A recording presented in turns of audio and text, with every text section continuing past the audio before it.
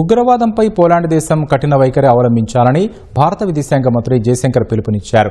భారత్తో స్నేహాన్ని కోరుకునే దేశాలు ఉగ్రవాదంపై మెదక వైఖరి వీడాలని హితవు పలికారు.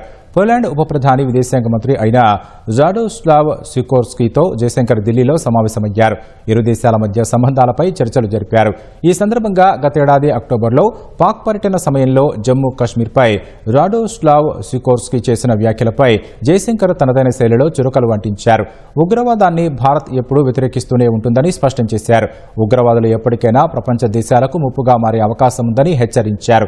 సీమాంతర ఉగ్రవాదం వల్ల భారత్ ఎన్ని సమస్యలు ఎదుర్కొంటోందో రాడోస్లావ్కు తెలుసని దానిని తగ్గించడానికి చర్యలు తీసుకోవాలే గాని ఉగ్రవాదానికి ఆజ్యం పోయకూడదని తెలిపారు.